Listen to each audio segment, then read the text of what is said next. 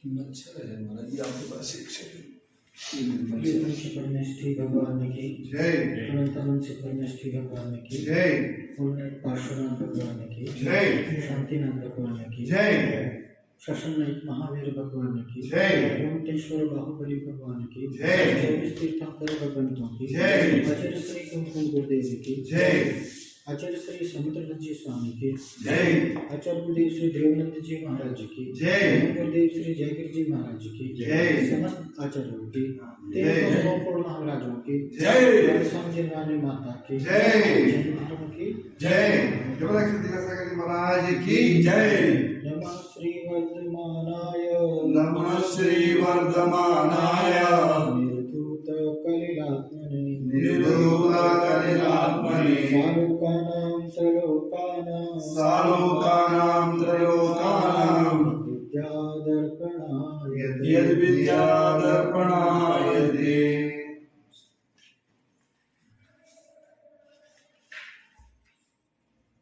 देश्यामि समीचीनं देशयामि समीचीनं धर्मं कर्मनिधरणं धर्मं कर्म निधर्मं संसार दुःखतः सत्त्वान् संसार दुःखता सत्त्वं योधरत्युत्तमे सुखे युद्धरत्युत्तमे सुखे। निकाल लिया सद्रष्टज्ञानवृत्तानि सदृष्टानि वृत्तानि धर्मं धर्मेश्वराविदो धर्मं धर्मेश्वराविदो तदीयप्रत्यनीकानि यदीयाप्रतीकानि भवन्ति भवपद्धति भवन्ति भव्यपद्धति सद्रष्टज्ञानवृत्तानि सदृष्टानि सद्रष्टज्ञान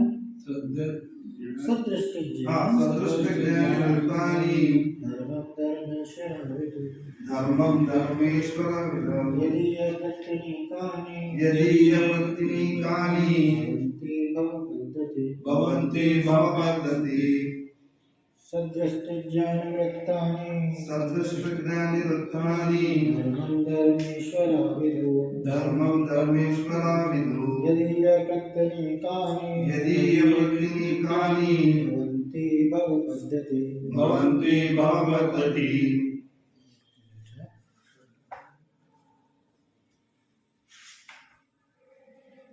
श्रद्धानां परमार्थानां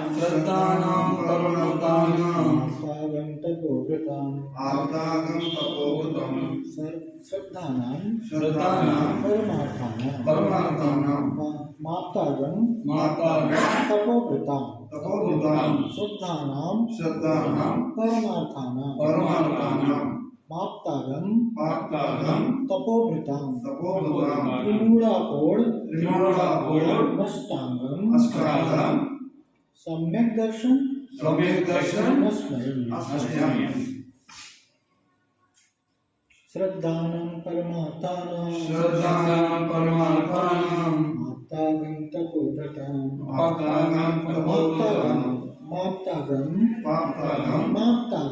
माप्तागम यहाँ पर क्या है, आप तो आगम मिलकर के दो शब्द बने माप्तागम तपोवृताम त्रिमूढ़ाकोड अष्टांगम सम्यक् दर्शन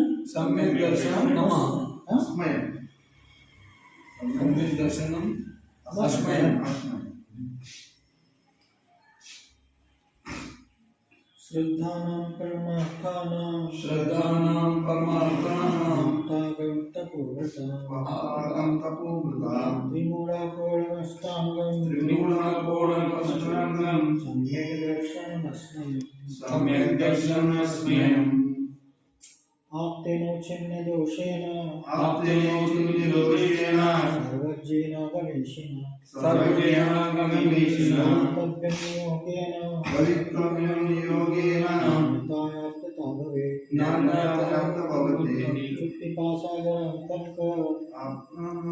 चुप्पिपासा जरातंक भयस्मया रागद्वेषमोहश्च यस्याप्तस्य प्रतिकन्ते। परमेष्टि परम ज्योति परमेष्टि परम ज्योति विरागो विमलाकृति विमलाकृति विकृति सर्वज्योनादि मध्यांत सर्वज्ञानादि मध्यंत सर्वशास्त्रोपलायते सर्वशास्त्रोपलायते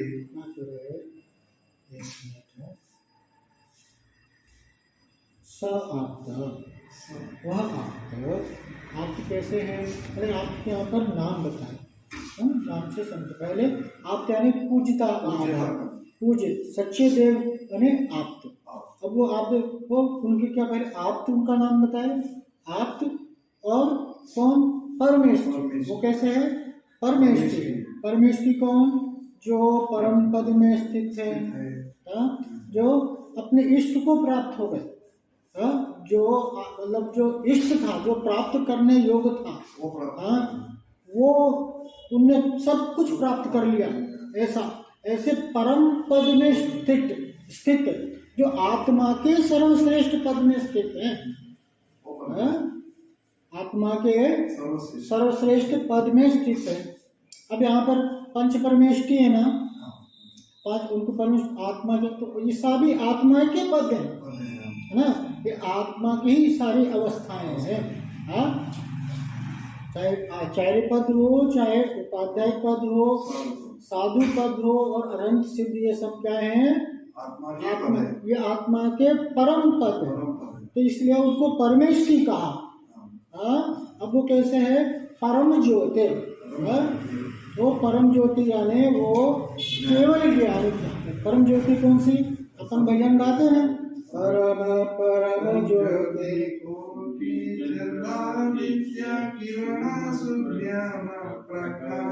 सुज्ञान सच्चे ज्ञान प्रकाश हो, केवल ज्ञान की बात हो रही है यहाँ पर। वो परम ज्योति, वो परम ज्योति कैसी है? विराग।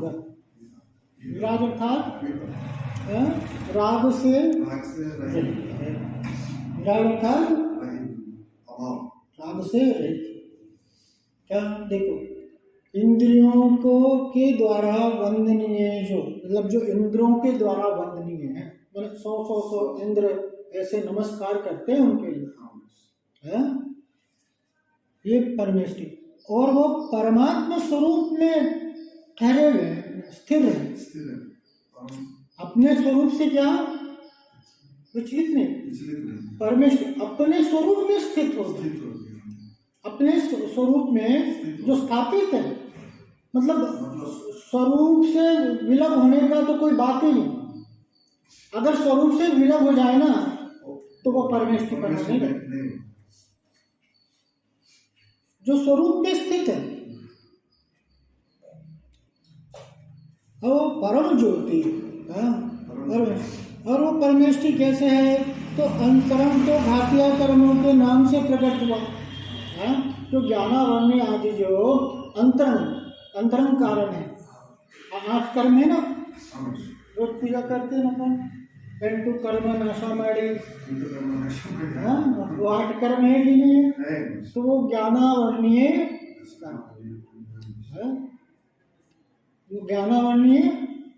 कर्म, दर्शनावरणीय कर्म और वेदिनी अंतराय आदि, तो ये घातिया कर्म नष्ट हो गए उनके।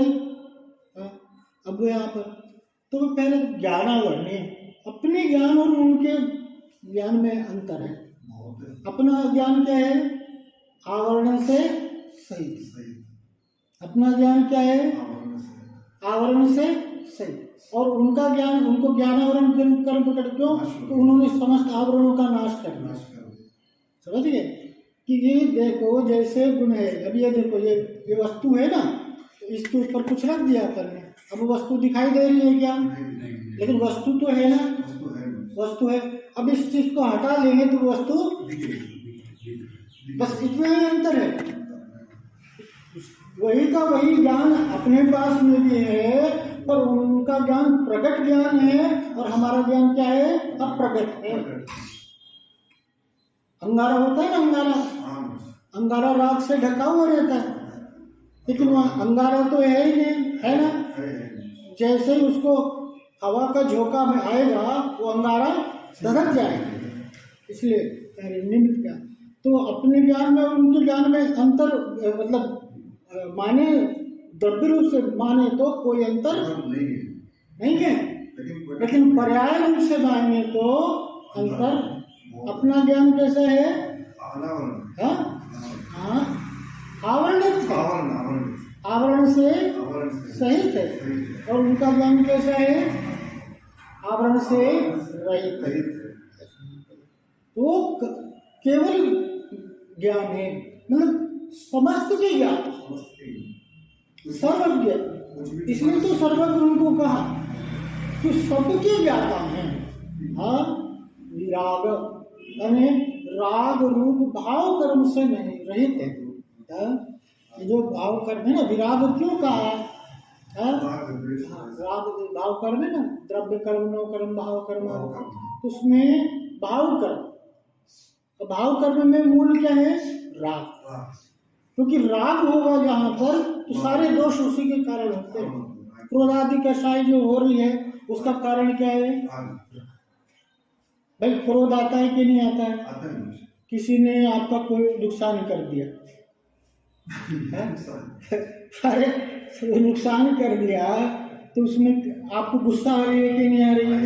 उसका कारण क्या है? कि आपका राग है उस वस्तु के प्रति। अगर उस वस्तु के प्रति राग नहीं हो तो क्रोध का क्या कारण? यहाँ तो जिज्ञानी कहती है कि वो मतलब हमारे अंदर राग है ही नहीं, ये दोष है ही नहीं, ये सब आत्मा के स्वभाव नहीं है,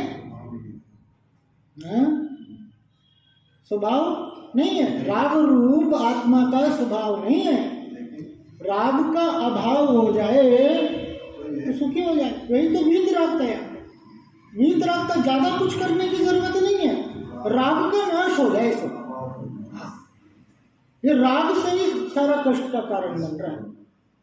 जितना दुख है ना, जितनी पीड़ा है, जितनी तकलीफ है, उसका बस यही कारण है कि तुम्हारा किसी न किसी प्रकार से उसके प्रति राग है। और दुख राग होगा तो द्वेष होगा, द्वेष निश्चित होगा। मैं उसको छोड़ूंगा नहीं, उसने मेरे को ऐसा बोल दिया, अब मैं उसको जवाब दूंगा, उसको एक क्या चार दूंगा मैं उसको। अब क्या होता है? तुमने उसके सामने उसने गाली दी, तुमने तुमने जितनी वो सुना सकते थे उसके लिए उल्टा पुल्टा सुनाया। अब क्या होगा? बात बढ़ गई, 4-5 लोग को और बुला लाया। अब क्या होगा? दंगा फसाद। तो इसका क्या कारण रहा? झगड़ा फसाद का कारण क्या रहा? जितने झगड़े हो रहे कि नहीं, सब अपनी अपनी बंदूक ताने खड़े हैं, छोड़ेंगे नहीं। ये जमीन हमारी है, ये वस्तु हमारी है, ये कैसे हमसे छीन करके ले जाएगा, आदि आदि जो कुछ भी। घर घर में लड़ाई हो रही है, हो रही कि नहीं हो रही है? भाई भाई का सगा नहीं है, हाँ? इस राग के कारण, इस राग के कारण आदमी इस हद तक गिर गया है कि कुछ भी करने को तैयार, को सब कुछ भूल जाता, उपकार भूल जाता, उचित अनुचित का उसे बोध नहीं रहता। मैं क्या कर रहा हूँ, मुझे क्या करना चाहिए। तो यहाँ पर क्या कहा? वो विराग है, भगवत्ता का कारण देखो ना, वो विराग है। और क्या है?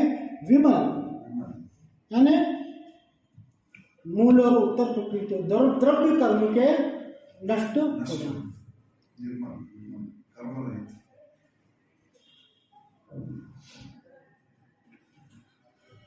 द्रव्य कर्म यानी ज्ञान वर्णी आदि, ये द्रव्य कर्म।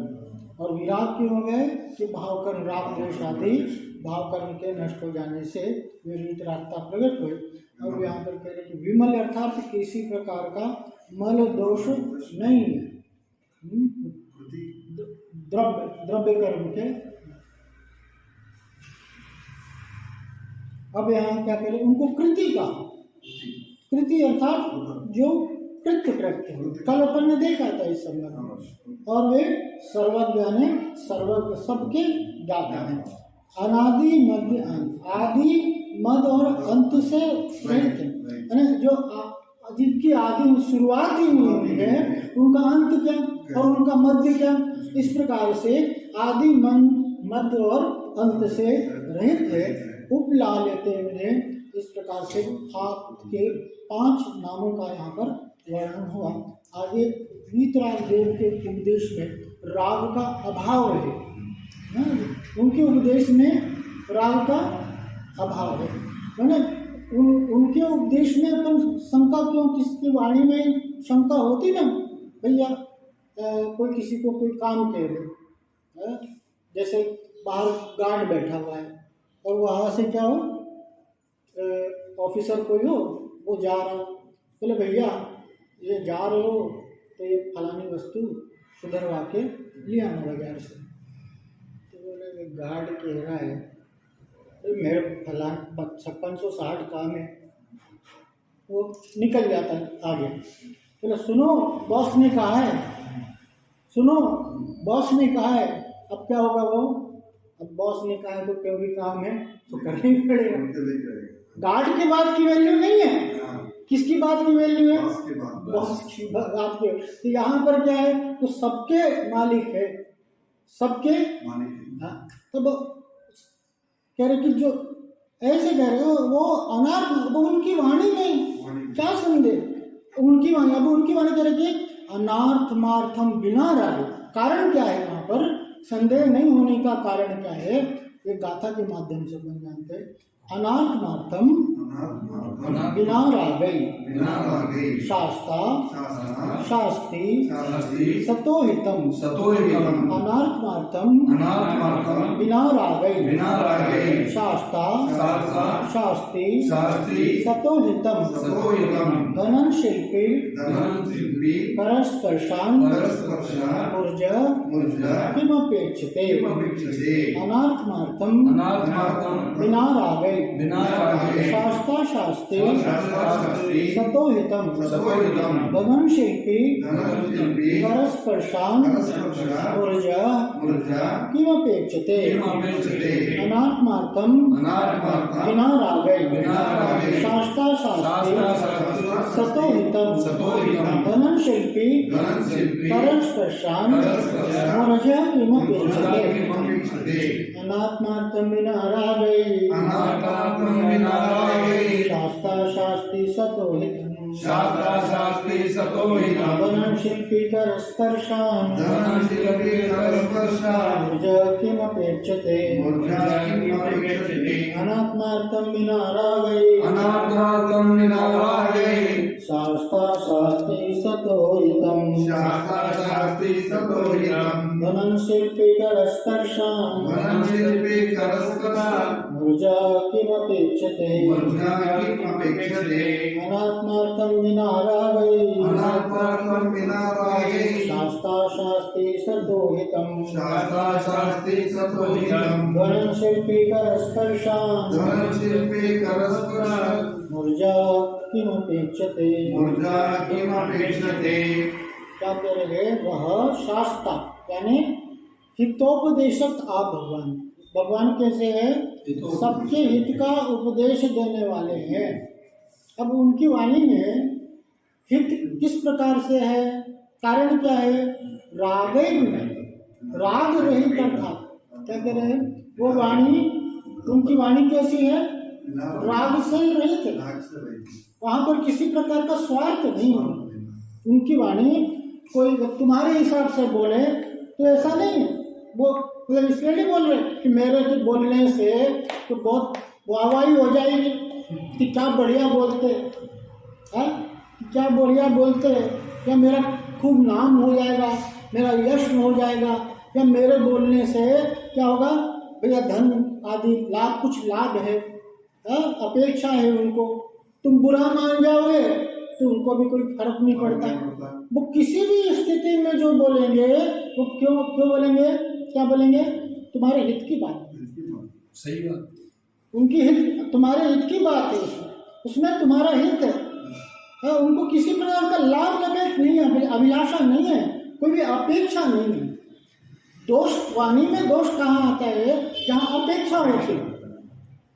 अगर अपेक्षा होगी तो क्या करेंगे कि भाई वो बोलेंगे, कुछ चुटकुलेबाजी करेंगे, बोले वहाँ जाओ बड़ा मजा आता है, तो बड़ी हंसी मजाक होती है, हाँ उसको बड़ा मजा आया वहाँ। तो बोले वहाँ पर ऐसा कंडीशन नहीं है, तुमको मजा आया नहीं आ जाए, तुमको बुरा लगे, भैया दवाई तो कड़वी होती है। दवाई क्या होती है? कड़वी दवाई ही गुणकारी होती है। तो यहाँ पर कह रहे थे वो कड़वा लगे चाहे मीठा लगे, दवाई तो दवाई। तो अपेक्षा ऐसा यहाँ पर है उनका कि अपेक्षा से रहित है उनका नाम, अनात्मार्थम। और अपना प्रयोजन न होने पर भी सबसे बड़ी बात क्या कि कोई भी प्रयोजन नहीं है।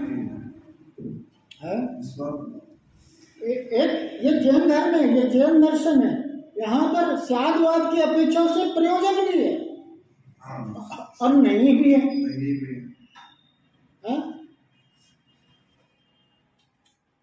प्रयोजन क्या है कि तुम्हारा कल्याण है, सिर्फ इतना ही प्रयोजन लगाना उसमें, और कोई प्रयोजन नहीं, उसमें तुम्हारा हित है, बस इतना ही प्रयोजन।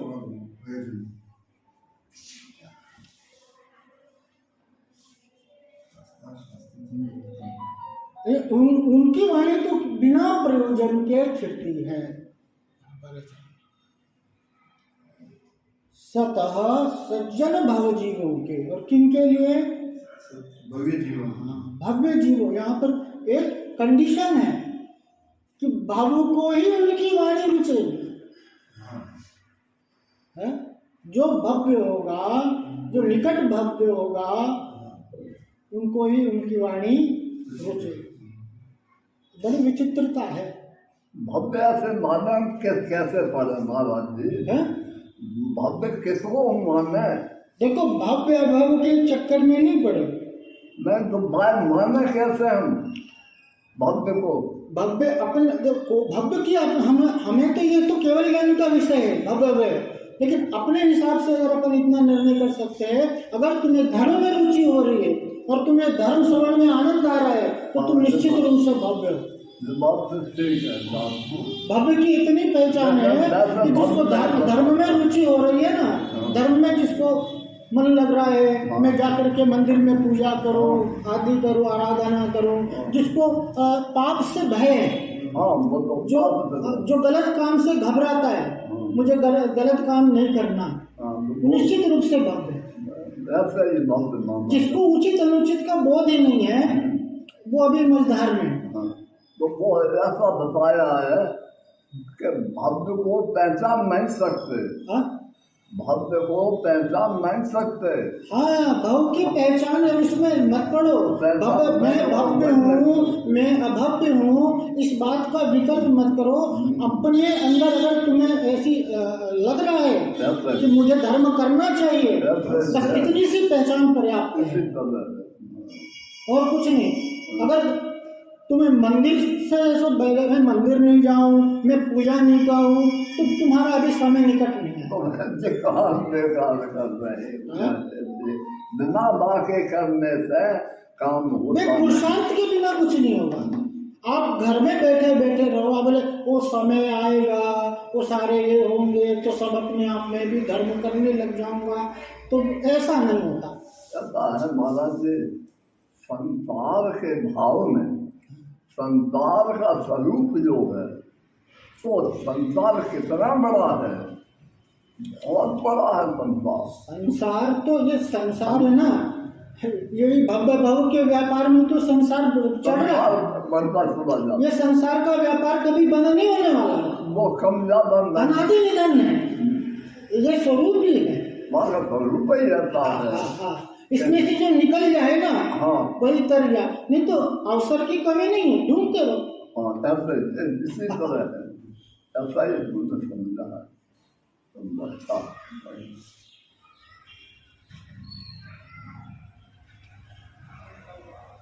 क्या कहें कि वो भव्य जीवों के हित के लिए धर्म का उपदेश देते हैं।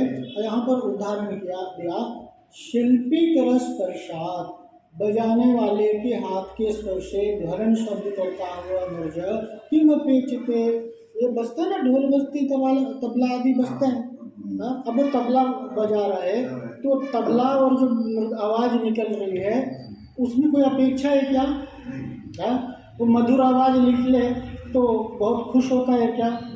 वो किसी प्रकार से अपेक्षा से रहते हैं। इस प्रकार से यहाँ पर तो इसलिए उनकी उपदेश में निस्संदेहपना यहाँ पर ये है, क्योंकि वहाँ पर राग का अभाव है और इस प्रकार से उनकी वाणी अनुकरणीय है। ऐसा आज यहीं तक रखते हैं। बोलिए पंचकर्मेष्ठी भगवान की जय। से कर्मेष्ठी भगवान की जय। पार्श्वनाथ भगवान की जय। आचार्य श्री कुंकुम देवी की जय। आचार्य श्री समुद्रभद्र जी स्वामी की जय। आचार्य गुरुदेव श्री देवदत्त जी महाराज जी की जय। गुरुदेव श्री जयवीर जी महाराज जी की जय। समस्त आचार्यों की जय। मुनिराजों की जय। दादोसन जी रानी माता की जय। जैन धर्म की जय। जगन्नाथ दिवस महाराज की जय। स्वामी जिनवाणी माता की जय। चिरमणि के ध्यान से त्रमिलो कालो सोवाणी मस्तक नमो सदा देशो हे जिनवाणी भारती तोई जपो दिन रे जो तेरा शरणागत सो पावे सुजे। जगन्नाथ जिनवाणी माता की समस्त मराठी संगति महाराज की जय। समस्त